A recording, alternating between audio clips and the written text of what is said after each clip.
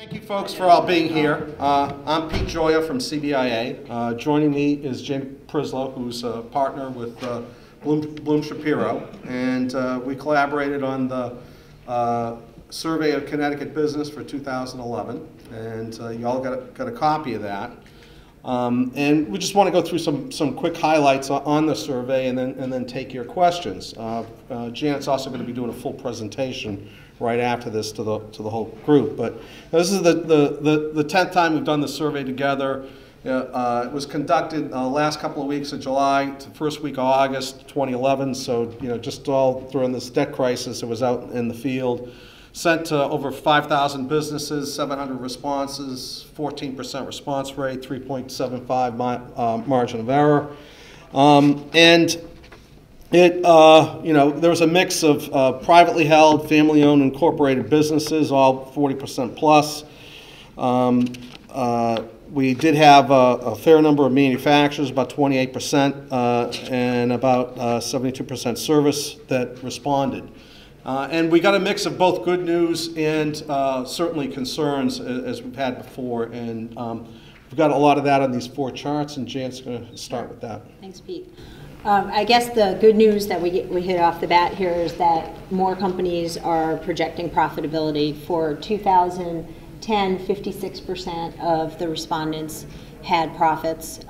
They're also claiming they expect at this point to have profits for 2011. That's an increase of about 5% over last year. And the other trend you can see on this chart is that the net losses are down. The break-evens are moving in a positive direction. So while it's not happening overnight, we are seeing a little more on the profitability side.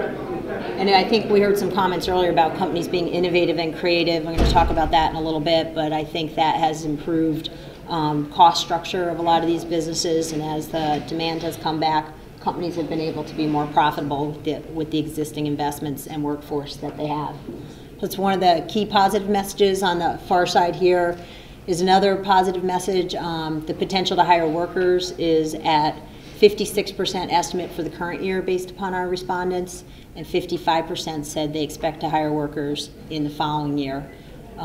That's a trend that's gone upward quite a bit over the last few years. If we look back to the prior surveys, we have some challenges on the other side, which we're going to talk about as well this morning.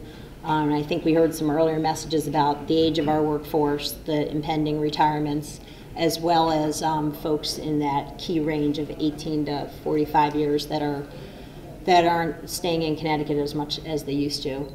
But that is a key message. We still hear a lot of concern, though, and I think that has to do with, of course, the general state of the Connecticut economy, but most recently the tax increases that we've seen, especially given the timing of the survey, as Pete pointed out. We are hearing some cautiousness from the respondents around their propensity to hire and how those tax increases would impact the business.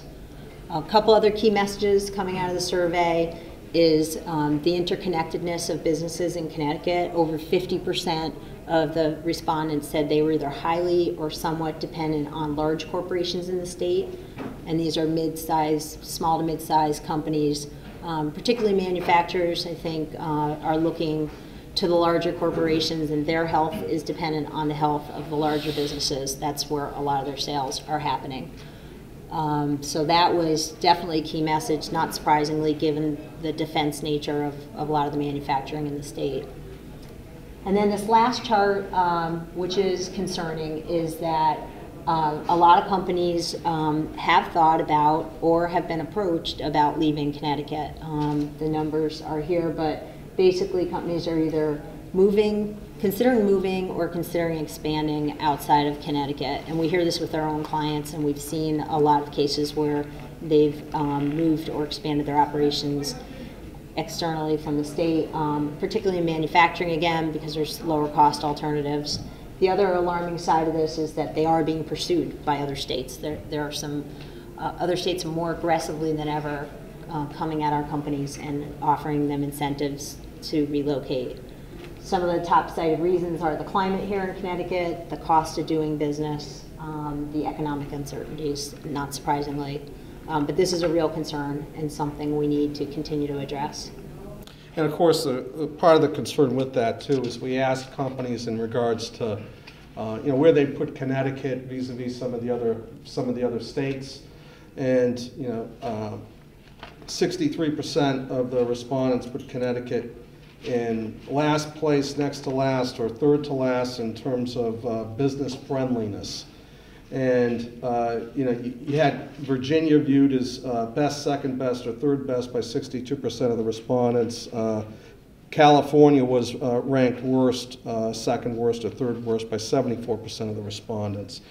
And if you take a look at numerous other things such as regulatory friendliness, southern states were significantly outperforming Connecticut, and Connecticut was sort of in the same league and ballpark as Massachusetts and New York with that. What we're seeing here is sort of a mixed message of yin and yang. I think that the companies are starting to get on track in terms of the capacity for their profitability, and this is even stronger in manufacturers than service. About 70% of manufacturers said that they would be profitable this year, and 71% in 2012. Excuse me, in 2010, 70% were profitable and 71% in 2011. There certainly is a capacity to hire workers out there, but there certainly is also some detriments in terms of how they perceive the business climate and how they perceive various costs here. And so, I think that there's an awful lot of work that's cut out for the General Assembly and the governor when they reconvene in special session in October.